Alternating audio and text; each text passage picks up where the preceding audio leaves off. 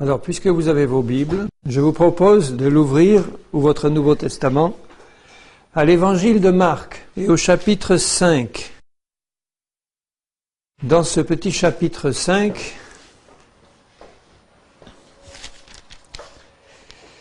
il nous est raconté plusieurs des exploits de notre Seigneur.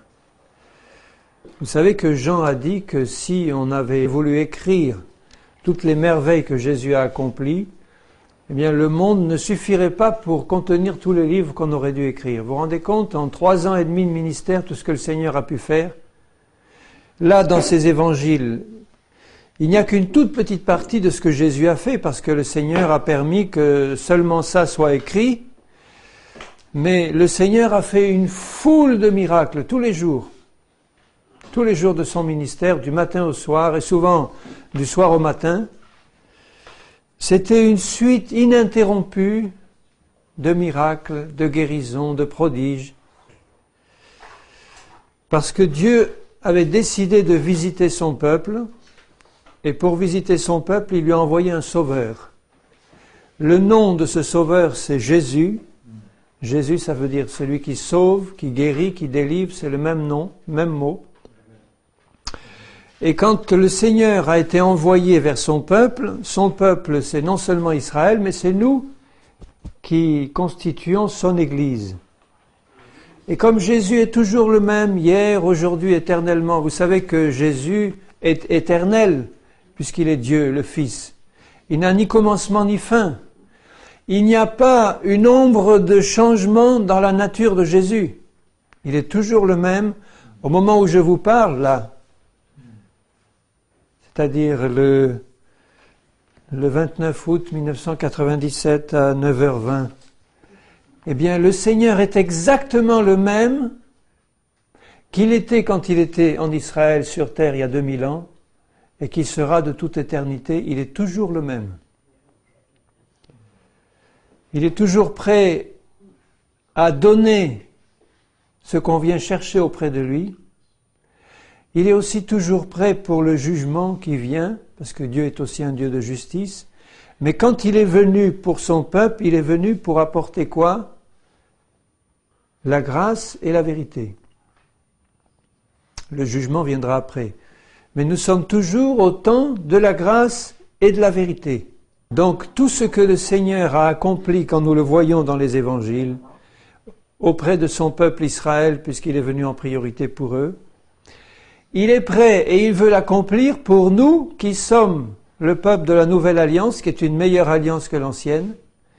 Donc tout ce que le Seigneur Jésus a fait pour eux, il veut le faire pour nous. Son seul problème, c'est que nous puissions croire ce qu'il a annoncé et croire ce qu'il a dit.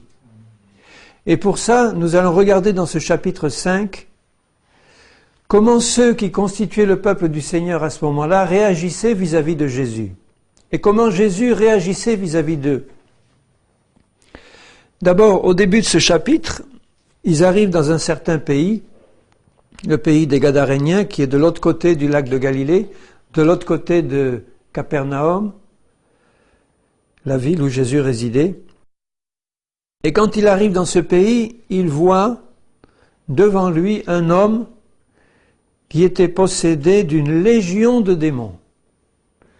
Ça veut dire que c'était pas simplement un petit démoniaque démonisé, comme on en rencontre beaucoup. Mais c'était quelqu'un qui avait une légion de démons, ça veut dire 6 ou 7 ou 8 000 démons en lui. Vous vous rendez compte de la situation de ce pauvre homme?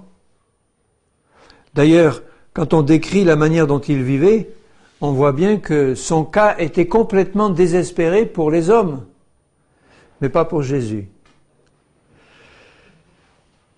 Au chapitre 5 et au verset 3, il est dit « Cet homme avait sa demeure dans les tombeaux, personne ne pouvait plus le lier. » On avait essayé. Des gens avaient essayé de l'attacher avec des chaînes et ils ne pouvaient pas le garder attaché parce qu'il était tellement fort par la puissance des démons qu'il cassait tout. Même avec une chaîne, car souvent il avait eu les fers aux pieds, il avait été lié de chaînes. Mais il avait rompu les chaînes et brisé les fers et personne n'avait la force de le dompter. Donc non seulement ce pauvre-là était lié de 6000 ou 8000 démons, mais on l'avait lié de chaînes et de fer, mais la puissance des démons faisait tout casser, et cet homme-là, il parcourait les sépulcres et les lieux déserts, et il était impossible de le délivrer pour des hommes, ou de le calmer. Personne n'avait la force de le dompter. Il était sans cesse, nuit et jour, dans les sépulcres et sur les montagnes, criant et se meurtrissant avec des pierres. Pauvre homme.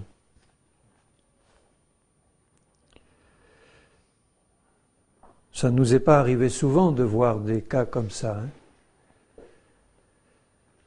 Mais quand on voit un cas comme ça, nous chrétiens aujourd'hui, du XXe siècle, comment est-ce qu'on réagit ?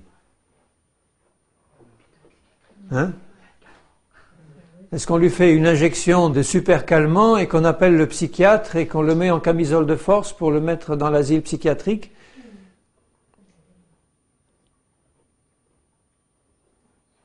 J'ai connu des chrétiens qui étaient comme ça, parce que l'un des chrétiens de l'Assemblée commençait à tomber par terre et à baver un peu, eh bien ils ont appelé le SAMU, l'ambulance, les psychiatres et tout, et ils l'ont fait interner. Des chrétiens d'aujourd'hui. Comment Jésus a réagi ? Jésus était rempli de la puissance de l'Esprit, il arrive devant ce démoniaque, et immédiatement les démons qui sont en lui reconnaissent qui est devant eux, le Fils de Dieu, l'Éternel, le Dieu Tout-Puissant, rempli du Saint-Esprit qui arrive dans toute sa puissance devant lui. Cet homme, ayant vu Jésus de loin, accourut et se prosterna devant lui, et il s'écria d'une voix forte, « Qu'y a-t-il entre moi et toi, Jésus, Fils du Dieu Très-Haut ?» Ce sont les démons en lui qui parlent. C'est pas l'homme, puisque l'homme était incapable de savoir qui était Jésus, mais les esprits qui étaient en lui savaient. Et les esprits sont obligés de s'incliner devant le Fils de Dieu. Ils sont obligés de reconnaître sa seigneurie. Parce que le nom de Jésus nous a été donné au-dessus de tout nom, de toute puissance qui se peut nommer de tout autre nom. Et tout genou doit fléchir devant Jésus, toute langue doit confesser qu'il est le Fils de Dieu, Dieu à la gloire du Père. Et c'est ce que font ces esprits-là. Ils se prosternent devant lui et ils crient d'une voix forte, « Mais qu'est-ce que tu viens nous déranger ? Je t'en conjure, au nom de Dieu, ne me tourmente pas. » Vous vous rendez compte des démons qui prient Jésus au nom de Dieu ? Ça existe. Les démons prient, les démons croient en Dieu et ils tremblent. Les démons prient Dieu et ils peuvent être exaucés. Ça va être le cas de ces démons-là. Ils ont prié Jésus et ils vont être exaucés. Alors à combien plus forte raison, si un démon peut prier Jésus et être exaucé, un chrétien rempli de l'Esprit qui est le fils ou la fille de Dieu, vous croyez que Jésus ne va pas l'exaucer ?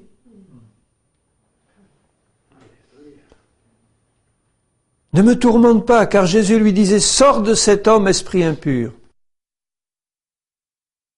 Et il lui demanda, « Quel est ton nom ? » « Légion est mon nom, lui répondit-il, car nous sommes plusieurs. » Et il le priait, voyez le démon, et il le priait instamment de ne pas les envoyer hors du pays. C'était un pays qui devait être sans doute infesté de démons, ils étaient bien là en famille, ils n'avaient pas envie de sortir. Et ce qui est curieux, c'est que Jésus exauce leur prière. Jésus aurait pu dire, « Ah, un pays à conquérir pour moi, je vais en chasser tous les démons et les gens qui vont être là vont pouvoir écouter l'évangile, se tourner. » Pas du tout. Donc vous voyez, c'est pas toujours la volonté de Dieu que nous allions conquérir des régions en son nom et conquérir des villes et aller là et imposer les mains au mur et imposer les mains à la terre et chasser tous les démons de l'endroit. Si ce n'est pas dans le plan du Seigneur, ça ne marchera pas. Par contre, si on est conduit par Jésus à le faire, on obéit.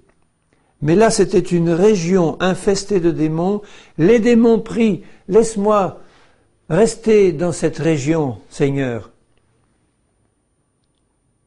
Il y avait là, vers la montagne, un grand troupeau de cochons. C'était un animal impur, de pourceau. Et non seulement les Juifs laissaient les cochons se développer dans leur pays, mais ils le faisaient pour les manger, ces cochons. alors que c'était interdit par la loi. Un grand troupeau de pourceaux qui paissait, et les démons le prièrent. Deuxième prière que font les démons, disant « Envoie-nous dans ces cochons pour que nous entrions en eux. » Et il le leur permit.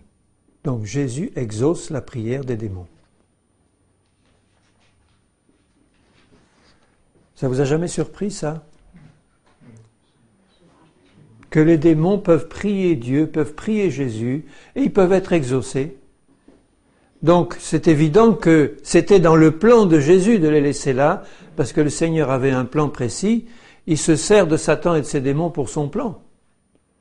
De même que Paul a pu livrer à Satan celui des Corinthiens qui couchait avec sa belle-mère, il l'a livré à Satan pour la destruction de la chair, pour que l'esprit soit sauvé au jour de Christ.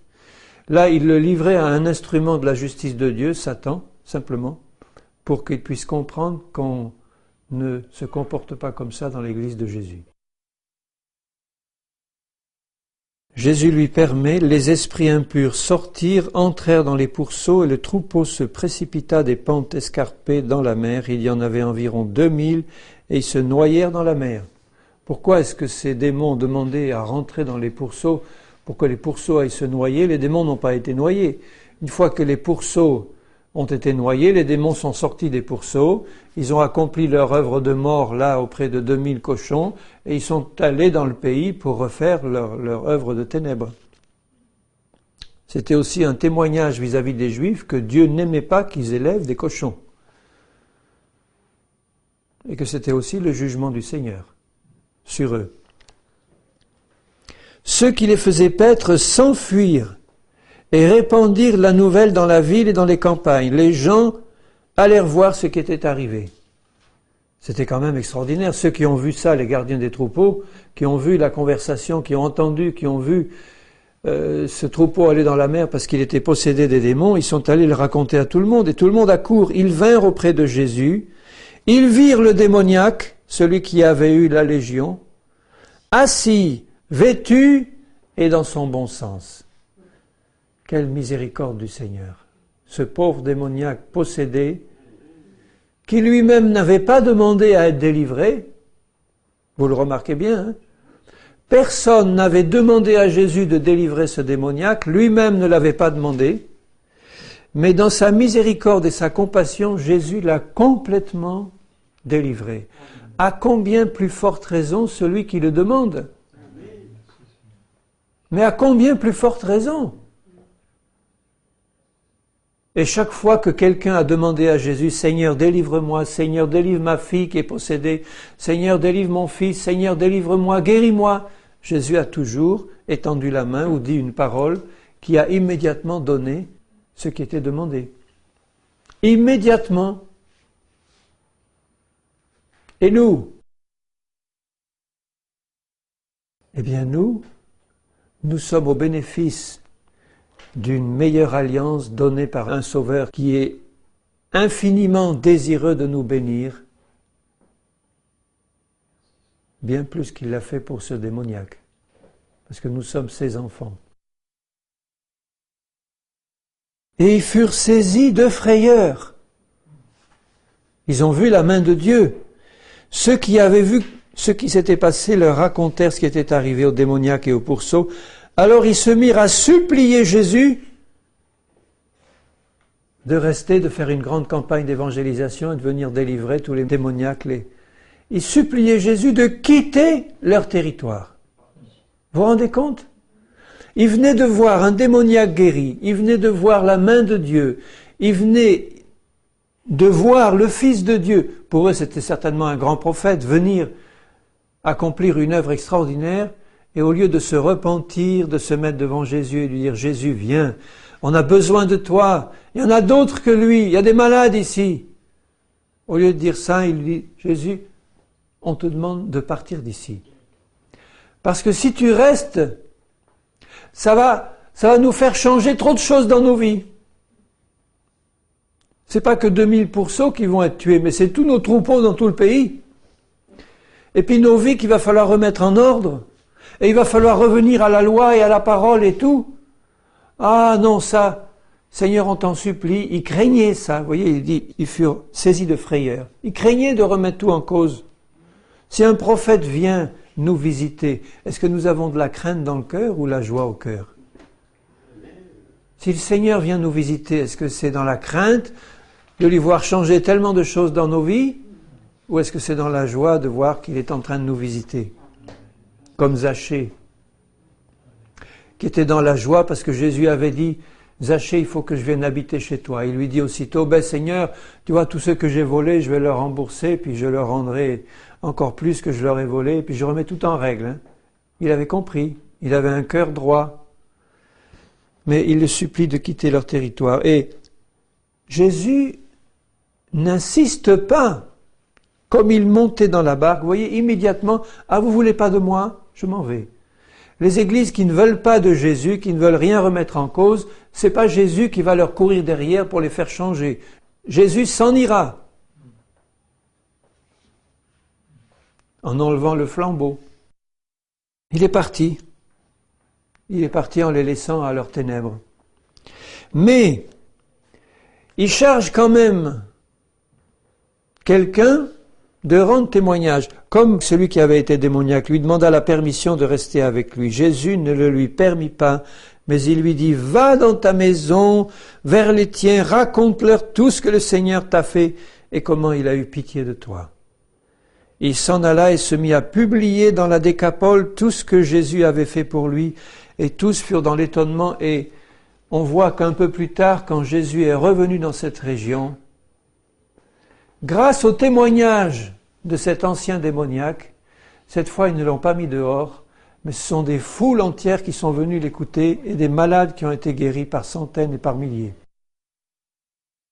Vous voyez l'importance qu'il y a à donner notre témoignage et à dire ce que le Seigneur a fait pour nous, même au milieu d'une population aussi enténébrée que cela, qui avait commencé par dire à Jésus, « Va-t'en Jésus !» Eh bien, parce qu'un homme a rendu témoignage, quand Jésus est revenu une deuxième fois, ils lui ont pas dit va-t'en, ils lui ont dit reste Seigneur et viens nous soigner.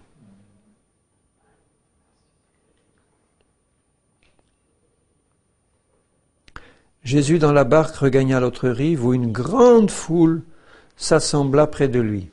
Donc il retourne à Capernaum. Il était au bord de la mer.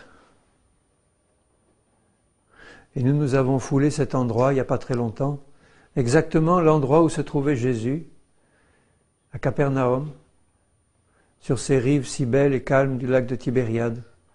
Et je pouvais facilement voir cette foule autour de lui, enfin imaginer cette foule autour de lui, et entendre la voix de Jésus retentir sur les collines environnantes.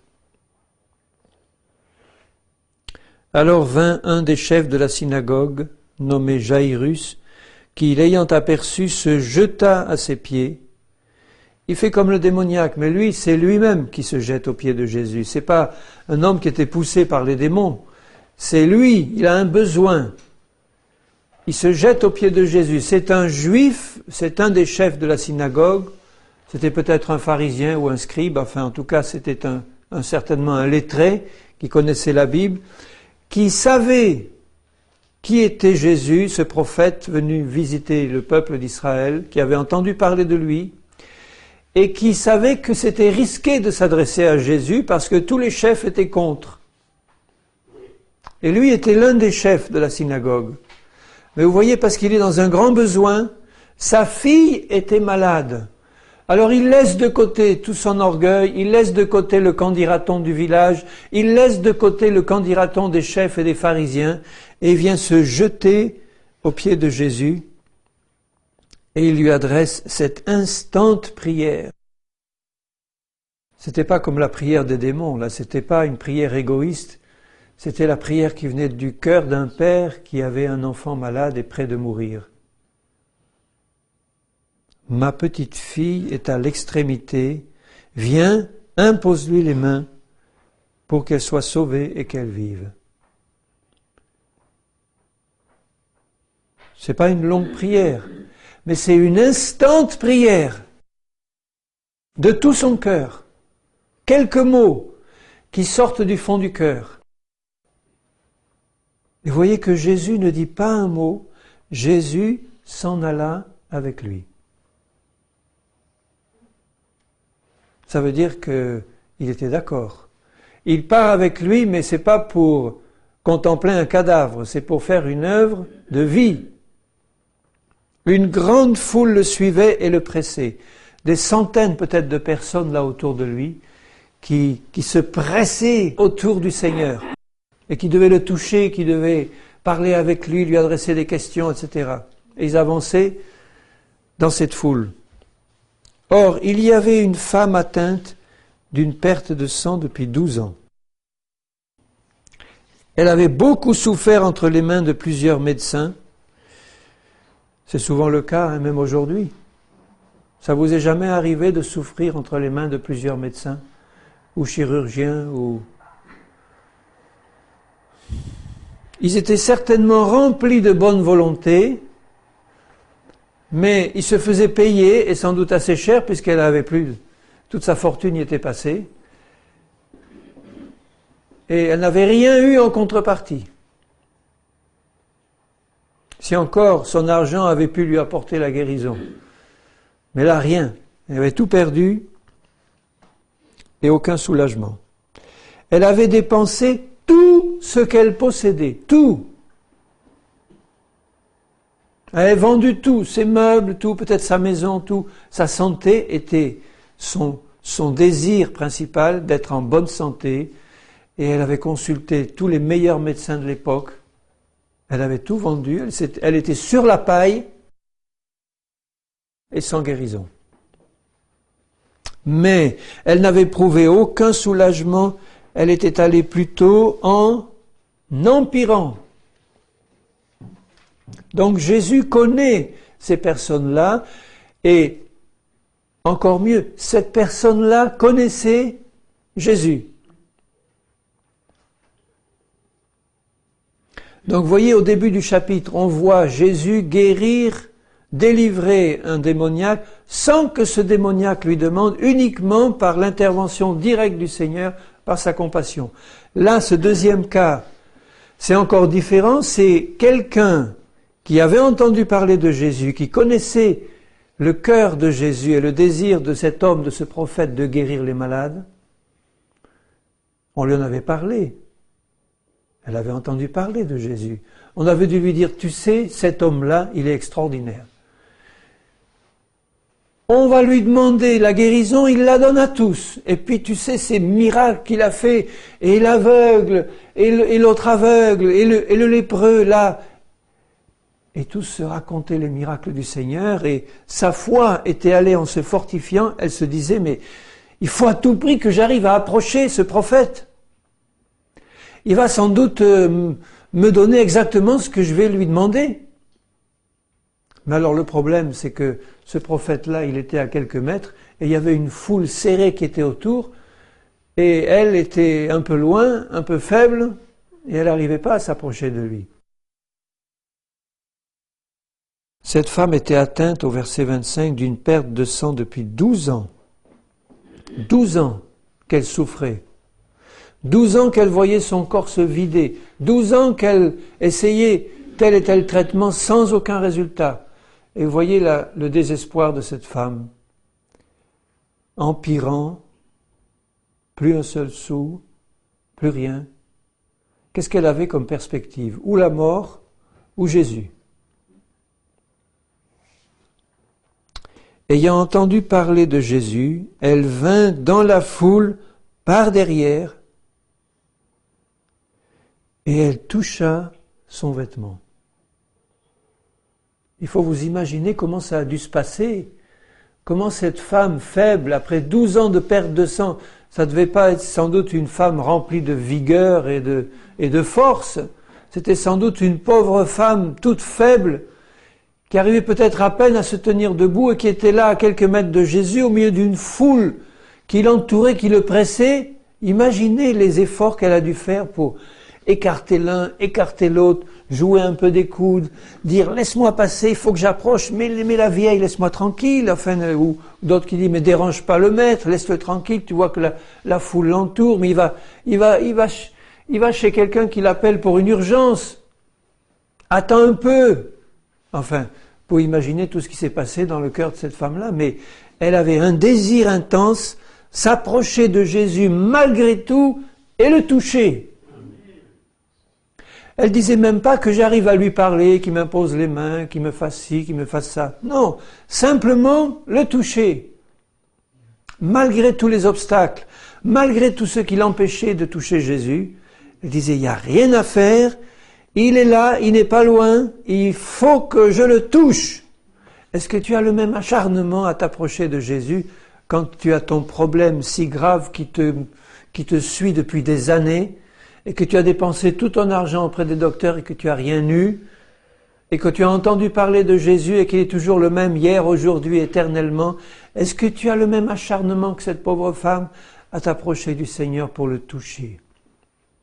Pour nous toucher Jésus, c'est simplement accepter sa parole dans notre cœur, simplement.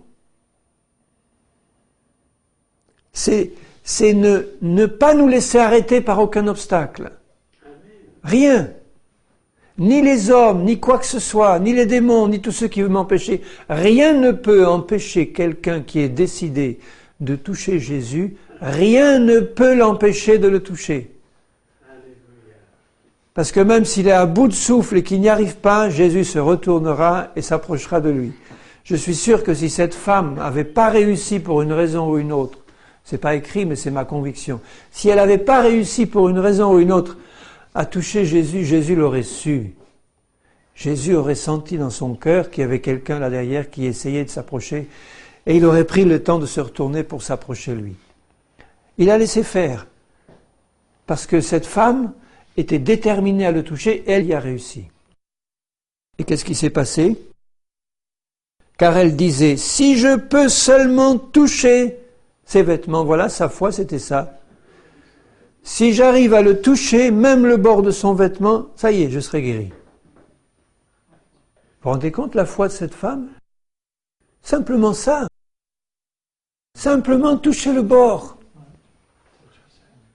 Il y en a qui disent, bon, si j'arrive à trouver quelqu'un qui me fait une onction d'huile ou m'imposer les mains au nom du Seigneur, je serai guéri.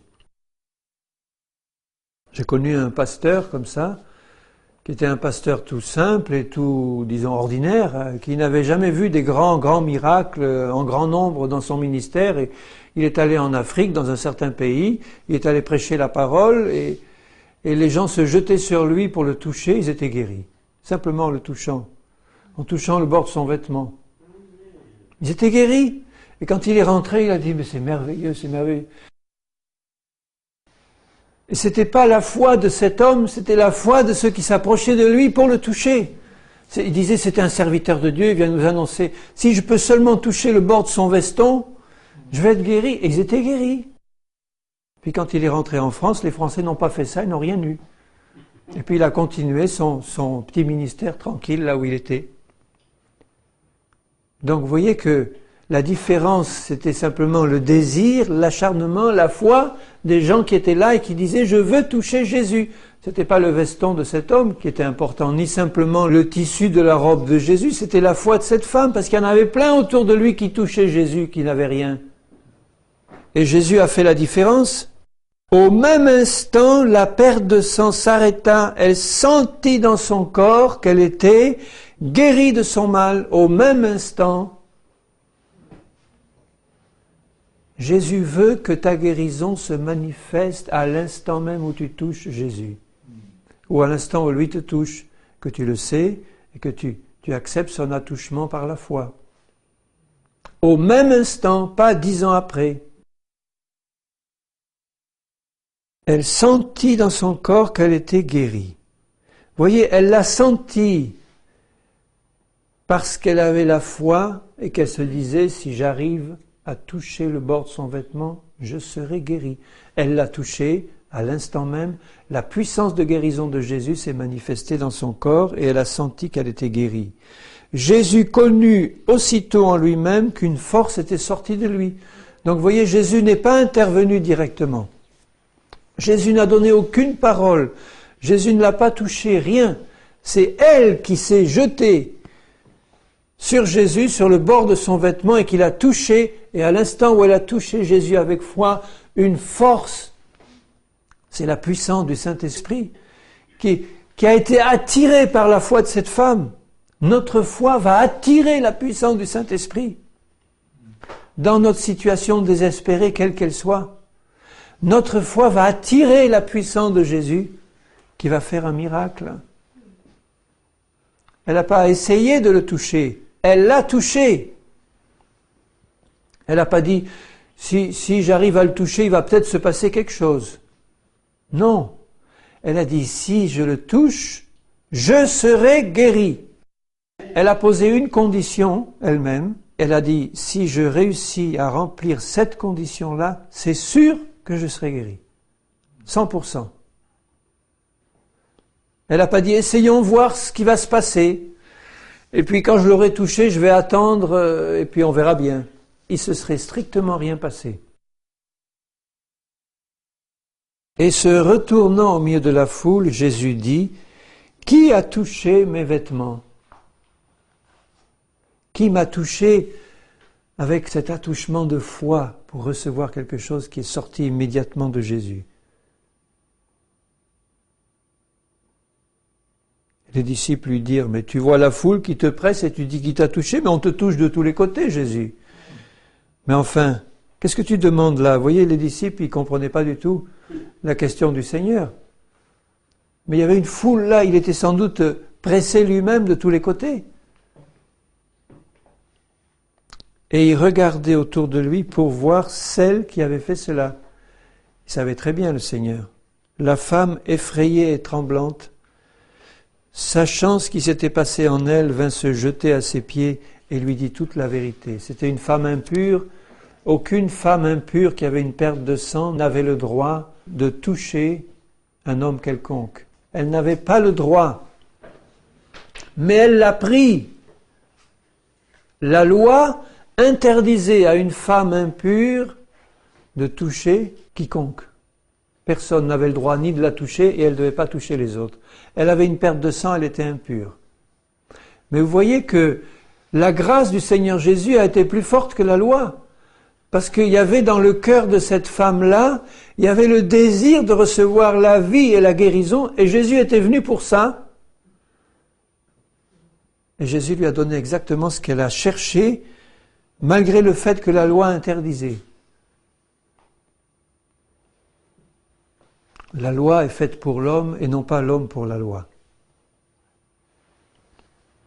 Ça veut dire que dans le Seigneur Jésus, la grâce miséricordieuse du Seigneur dépasse toute la loi de l'Ancien Testament.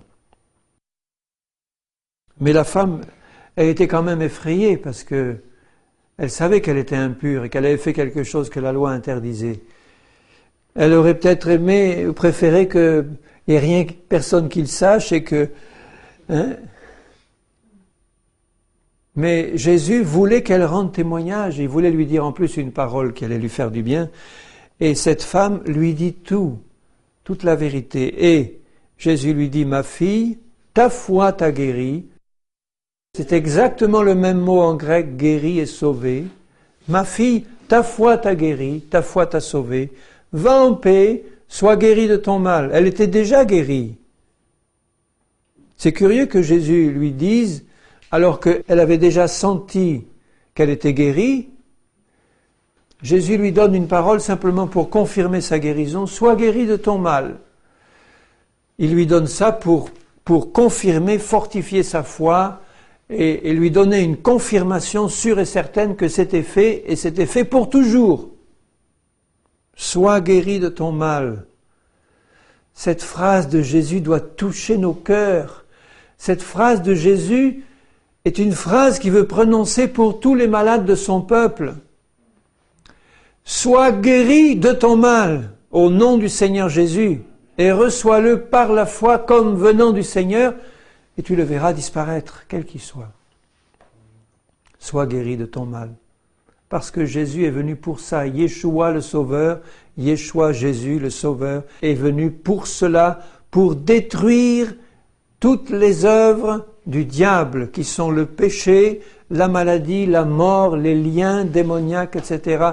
Jésus est venu pour ce but-là, détruire au milieu de son peuple, de celui qui croit, toutes les œuvres du diable pour lui permettre de le servir sans crainte tous les jours de sa vie, tous les jours de notre vie. Merci Jésus. Et comme il parlait encore, survinrent de chez le chef de la synagogue des gens qui dirent « Ta fille est morte ». Voilà des gêneurs qui venaient lui dire « Maintenant, c'est terminé, n'importune plus davantage le maître ». Pourquoi importuner davantage le maître? Donc, Jairus, laisse tomber. Vous voyez, leur foi pouvait encore être à l'œuvre tant qu'il était question qu'elle vive encore. Tant qu'elle vivait, ils pouvaient se dire, bon, le maître peut faire quelque chose, mais maintenant qu'elle est morte, alors là, c'est fini. Leur foi était au niveau zéro. Ils ne pouvaient pas imaginer qu'un mort ressuscite. Et pourtant, ils auraient dû connaître le Dieu d'Israël, qui est le Dieu des vivants et non des morts. Ils auraient dû connaître dans la parole tous ces cas d'Élie, d'Élisée qui ont ressuscité des morts. Et ils auraient dû reconnaître que celui qui était devant eux était la résurrection même et la vie. Mais Jésus, quand il eut entendu ces paroles, dit au chef de la synagogue, il va lui dire une parole qui va remettre sa foi au bon niveau. Qu'est-ce qu'il lui dit? Ne crains pas, crois seulement. Enlève la crainte de ton cœur et sois rempli de foi. Ne crains pas, crois. Ben, imaginez l'effet que ça peut faire à un père à qui on dit « Ta fille vient de mourir, laisse tomber ». Et qui entend la parole de Jésus lui dire « Ne crains pas, crois seulement ». Mettons-nous un instant à la place de ce Jairus. Réfléchissons à la manière dont nous, on aurait réagi. Il y a dû avoir un combat dans le cœur de cet homme, pendant un petit moment peut-être. Il y a dû avoir un combat de se dire, on me dit que ma fille est morte, mais enfin. Et cet homme-là qui me dit, ne crains pas, crois seulement. Il a choisi de suivre Jésus. Jésus ne permit à personne de l'accompagner, si ce n'est à Pierre, Jacques et Jean, frères de Jacques. Ils arrivèrent à la maison du chef de la synagogue, dans ce petit village de Capernaum, là, ça ne devait pas être très loin de la synagogue, où Jésus vit une foule bruyante et des gens qui pleuraient et poussaient de grands cris. On avait déjà convoqué toutes les pleureuses, et déjà tout le monde avait pris le deuil. Il entra et dit, « Pourquoi faites-vous du bruit? Pourquoi pleurez-vous » Jésus avait quand même de l'humour, hein, vous ne trouvez pas? Cette question-là, on aurait pu dire, mais enfin, pourquoi il pose cette question, mais enfin? Jésus savait très bien ce qui se passait. Mais il voulait toujours leur donner une leçon. Pourquoi pleurez-vous? Mais enfin, Jésus, tu n'as pas entendu la nouvelle? Il y a là une petite fille de 12 ans qui est morte.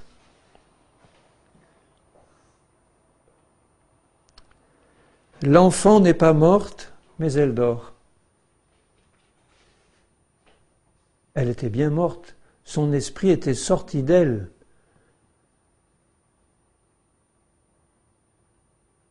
Il se moquait de lui. Alors, ayant fait sortir tout le monde, sauf ceux avec qui il était venu et les parents, tout le monde, allez les incrédules, dehors, ceux qui pleurent, ceux qui rouspètent, ceux qui sont dans la doute et l'incrédulité, dehors. Il prit avec lui le père et la mère de l'enfant, ceux qui l'avaient accompagné, les 3 disciples, et il entra là dans la chambre où était l'enfant. Il la saisit par la main et il lui dit « Talitha Kumi », ce qui signifie « Petite fille, lève-toi ». jeune fille, lève-toi. Aussitôt la jeune fille se leva et se mit à marcher car elle avait 12 ans. Aussitôt. Son esprit qui était sorti de son corps a entendu la voix du Fils de Dieu, la voix puissante de Jésus qui a résonné dans le séjour des morts et qui lui a dit « Reviens !» Et elle est revenue dans son corps et elle s'est levée immédiatement. Alléluia! Qui peut arrêter la puissance de Jésus, le Fils de Dieu? Et ils furent dans un grand étonnement. Il y avait de quoi, c'est sûr. Ça a dû accroître encore sa popularité. Les gens ont dû se dire, ah ben, quand on a vu ça, il y a plus rien qui peut lui résister à celui-là. On peut lui demander n'importe quoi. N'importe quoi on peut lui demander. On est sûr qu'il va répondre. On l'a jamais entendu dire non. On l'a jamais entendu rabrouer un pauvre malheureux, lui dire ça suffit, je suis fatigué. On l'a jamais entendu dire non, ça c'est trop fort pour moi. Jamais, jamais. Et la foi de tous ces gens grandissait, grandissait. Ils savaient à qui ils avaient affaire et ils osaient lui demander des choses de plus en plus fantastiques. Et il leur adressa de fortes recommandations pour que personne n'apprenne la chose. Bon, ça ne servait pas à grand-chose parce que tout le monde le disait, mais je crois que c'était simplement que Jésus avait le souci de préserver ses disciples, parce que quand on voit par la suite ce qui s'est passé quand les foules entières venaient et que du matin au soir, ils étaient sollicités, que les disciples devaient prier du matin au soir, mettons-nous à la place de ces disciples humains et de Jésus lui-même qui constamment étaient sollicités par des milliers de personnes pour venir lui dire « Tiens, viens, j'ai un frère, une sœur ou moi, je suis malade, c'est ça. » Et il priait une parole, une parole, une parole, constamment, constamment, constamment, de l'aube à tard dans la nuit, et même le reste de la nuit. Et Jésus avait le souci de ne pas voir ses disciples trop épuisés. À certains moments, il leur dit « Bon, venons un peu à l'écart, venez un peu à l'écart pour vous reposer parce que vous n'en pouvez plus. » Mais même là, dans le lieu désert où ils allaient, les foules se pressaient encore autour d'eux. C'est le prix d'un ministère de puissance. Quelquefois, ceux qui demandent au Seigneur un ministère de puissance ne se rendent pas compte des conséquences pratiques que ça va leur coûter. On veut bien la gloire et la renommée, mais cette vie constante au service de tous ceux qui souffrent du matin au soir et la nuit, sans aucun répit, sans aucun repos.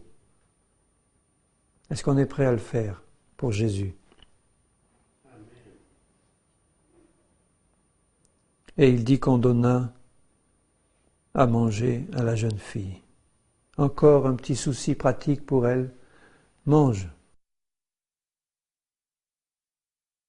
Alors voyez-vous ce Seigneur-là, qui est notre Seigneur à nous, qui est toujours le même, quand il se penche avec compassion sur nos problèmes, sur nos maladies, nos langueurs, nos difficultés, nos impossibilités, nos liens démoniaques, il vient vers nous avec la même compassion et le même désir de nous en délivrer, bien-aimés. Il l'a fait pour le démoniaque de Gadara.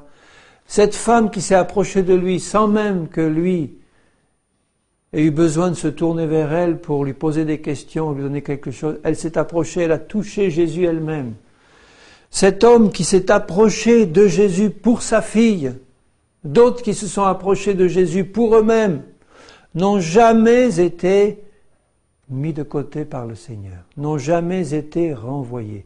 Mais pourquoi est-ce que vous pouvez imaginer, certains d'entre vous, que Jésus, il vous fait attendre, ou que Jésus ne veut pas vous donner ce que vous venez lui demander, ou que Jésus aurait besoin d'abord de faire autre chose dans votre vie pour vous rendre digne de recevoir une guérison ou une délivrance? Quand après, au chapitre 6, il se rend dans sa patrie à Nazareth, et que les gens du village où il avait grandi, petit garçon, qui le connaissaient depuis 30 ans, ou 25, le fils du charpentier et de Marie, on le connaît celui-là, On l'a vu grandir. On a joué avec lui dans les rues. Mais on a appris qu'il commençait à perdre un peu la tête. C'est ça qu'il disait dans son village et dans sa famille. Mais quelle est cette sagesse qui lui a été donnée? Comment de tels miracles se font-ils? N'est-ce pas le charpentier, le fils de Marie? Il était pour eux une occasion de chute. Il ne faut pas que Jésus soit pour nous une occasion de chute. Parce qu'on a trop longtemps entendu parler de Jésus depuis 2000 ans, et encore d'une manière qui ne correspond bien souvent pas à ce qu'est le vrai Jésus. Quand vous parlez de Jésus aujourd'hui à des gens dans nos pays, c'est pas comme dans des pays d'Afrique où ils n'ont jamais entendu parler de lui, ou d'ailleurs. Dans notre pays à nous, on parle de Jésus depuis 1500 ans. Et les gens sont blasés. Vous leur dites, mais je viens t'annoncer Jésus. Ah, Jésus, je connais, j'étais au catéchisme, j'étais ça, et puis je connais tout, je connais la Bible par cœur, mais je connais tout. Ils font comme les gens de Nazareth qu'il avait vu grandir, qui le connaissaient depuis longtemps, et qui, quand on vient leur dire, mais Jésus, il fait des miracles aujourd'hui comme avant. Ah, oh ben c'est le Jésus dont on m'a parlé au caté. Je le connais celui-là, mais bon, il ne s'est jamais rien passé de... Il l'avait vu pendant 30 ans, et pendant 30 ans qu'il était dans leur petite ville, il ne s'était jamais rien passé. Il avait été charpentier, pas de miracle, rien. Et maintenant, il commence à en faire. Ah ben, c'est ce petit Jésus qu'on a vu grandir là, on le connaît. Il n'est rien de spécial. Et Jésus leur dit, un prophète n'est méprisé que dans sa patrie. Vous comprenez pourquoi, dans bien des pays christianisés depuis des siècles, Jésus est méprisé? Parce que dans ces pays christianisés, c'est un peu comme la patrie de Jésus, comme le Nazareth de Jésus, dont on a entendu parler depuis longtemps, et on ne le voit plus agir. Alors il y a une couche d'incrédulité qui s'est mise là, dans le cœur des gens qui ont depuis longtemps entendu parler de Jésus. Il ne faut pas qu'il en soit ainsi, il faut que notre cœur soit tout frais vis-à-vis de Jésus, comme si on en avait entendu parler pour la première fois. Un prophète n'est méprisé que dans sa patrie, parmi ses parents et dans sa maison. Et il ne put faire là aucun miracle, si ce n'est qu'il imposa les mains à quelques malades et qu'il les guérit, quand même. Et il s'étonnait de leur incrédulité. Alors, bien-aimés, la seule raison, je voudrais vous faire résonner à vos oreilles, comme le bruit d'une cloche, je voudrais faire résonner ceci, c'est que la seule raison indiquée par la parole pour laquelle Jésus n'a pas pu faire des miracles dans sa patrie, c'est leur incrédulité. Et il en est de même aujourd'hui. Mais à partir du moment où tu réalises ça dans ton cœur et où tu te dis, bon, c'est fini, le problème ne réside pas dans la mauvaise volonté de Jésus qui veut me faire attendre, mais le problème réside simplement dans l'incrédulité du Nazareth de l'Église où elle se trouve actuellement. L'Église de Jésus est actuellement installée à Nazareth. Et c'est pas à Nazareth qu'il faut aller. C'est à Capernaum ou à Bethsaïda ou dans tous ces endroits où ils ne connaissaient pas Jésus et où ils l'ont vu arriver et agir et ils ont dit, celui-là, il nous vient de Dieu. Ils ne l'ont pas vu grandir comme le petit enfant du charpentier qui est un petit enfant du village comme les autres, quoi. Qu'est-ce qui lui prend maintenant? Et cette attitude-là leur empêchait de recevoir le miracle que tous les autres avaient eu parce qu'ils étaient dans la confiance et dans la foi. Alors, où sommes-nous? Si nous avons l'habitude d'habiter à Nazareth, quittons ce village, quittons-le dans notre cœur, sortons l'incrédulité de notre cœur et disons-nous que Jésus est toujours le même pour toi, toujours le même qu'il a été, toujours désireux de t'apporter ce dont tu as besoin, toujours désireux que tu prennes et que tu saisisses ce qu'il veut te donner aujourd'hui même, sans attendre un seul instant. Aujourd'hui. Il veut t'apporter aujourd'hui, au moment où tu entends ma voix, il veut t'apporter la guérison dont tu as besoin. Il veut t'apporter la délivrance dont tu as besoin. Il veut t'apporter la solution pour ta famille, comme pour Jairus, dont tu as besoin. Aujourd'hui, c'est lui qui attend. Et c'est la raison pour laquelle il a appelé les 12, et puis après les 70, et puis après les 120, et puis après les 5000 et les autres, pour leur dire maintenant, je vous ai donné toute autorité sur la terre. Cette autorité que j'ai, moi, je vous la donne. Allez, prêchez la repentance, guérissez les malades, chassez les démons. Vous avez reçu gratuitement, donnez gratuitement. Donc, reçois gratuitement ce que le Seigneur veut te donner. Et donne-le aux autres après. Reçois cette guérison qu'il t'a donnée, cette délivrance des démons qu'il t'a donnée. Fais comme le Gadarénien, va annoncer partout. Et non seulement va l'annoncer, mais fais-le aux autres aussi en son nom.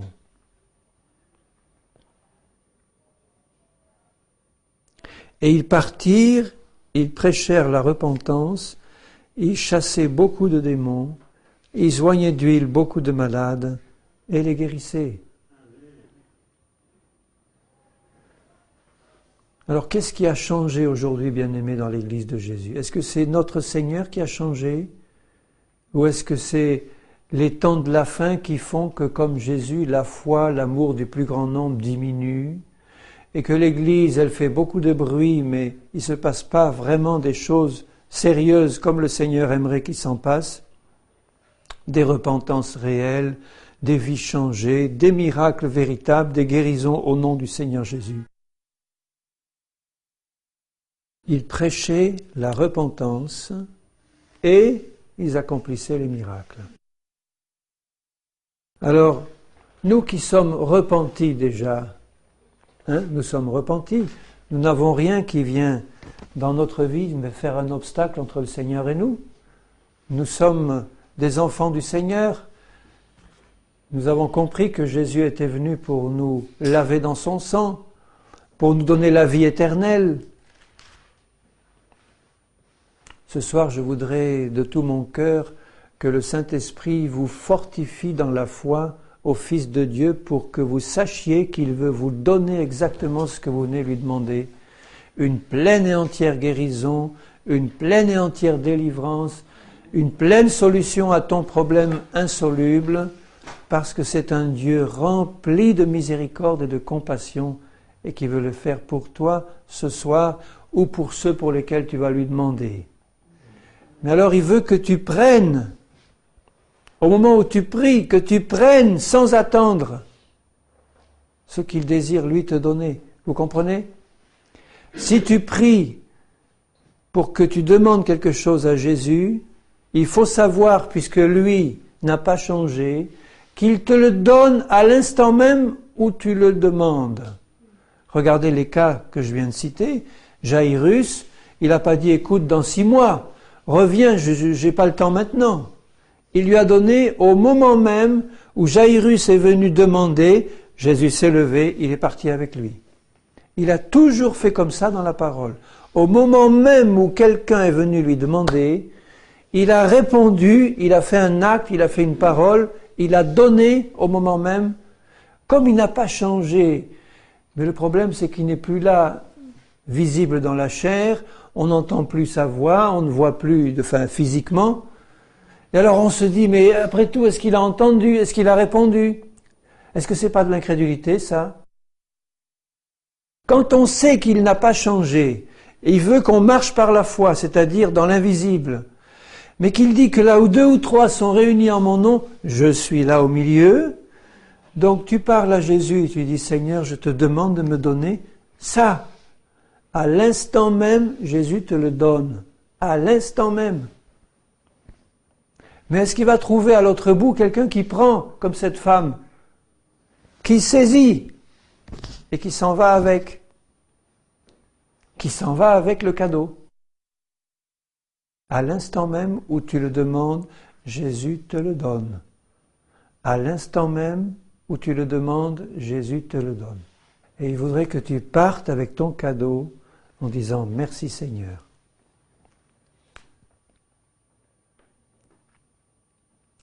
Seigneur, je te bénis parce que tu es toujours le même. Seigneur, quand nous voyons ta compassion pour le Gadarénien, quand nous voyons cette femme qui s'est approchée de toi pour saisir le bord de ton manteau et qu'une force est sortie de toi, tu es toujours le même.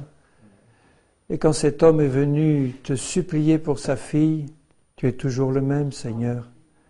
Tu as répondu immédiatement. Tu as fortifié même quand l'obstacle devenait plus grand. Tu as donné une parole pour fortifier la foi, pour relever cet homme qui risquait d'être abattu par cette nouvelle, ta fille est morte. Tu l'as encore relevé par cette parole et tu lui as dit, ne crains rien, crois seulement. Seigneur, tu es toujours le même, tu as la résurrection et la vie et je te bénis parce que tu es venu dans nos cœurs et tu veux nous donner, Seigneur, la vie en abondance à tes brebis. Tu veux leur donner la guérison, la santé, la délivrance des démons. Tu veux les remplir de ton esprit. Tu veux les envoyer faire comme toi, Seigneur. Et je te remercie de travailler nos cœurs et de faire grandir cette foi par ta parole, Seigneur, et que nous soyons sans crainte devant les choses qui nous arrivent ou que nous voyons sans crainte pour croire seulement en ta divine parole et en toi. Comme tu l'as dit à tes disciples, Seigneur, que votre cœur ne se trouble pas, croyez en Dieu et croyez en moi.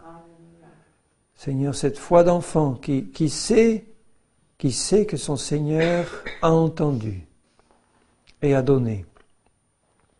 Seigneur, je te bénis parce que tu es merveilleux. Mon cœur te loue et t'adore, Seigneur. Et je te remercie, Seigneur, de restaurer le cœur et la foi de tous ceux qui, dans ton Église, font vraiment partie de tes brebis. Tu as dit, mes brebis entendront ma voix. Elles n'entendront pas la voix d'un autre. Elles s'enfuiront devant la voix d'un autre, mais elles entendront ma voix. Je te bénis, Seigneur, parce que tu as fait entendre ta voix à mon cœur. Et je peux te glorifier ce soir et te bénir et t'adorer. Père, dans le nom de Jésus. Amen.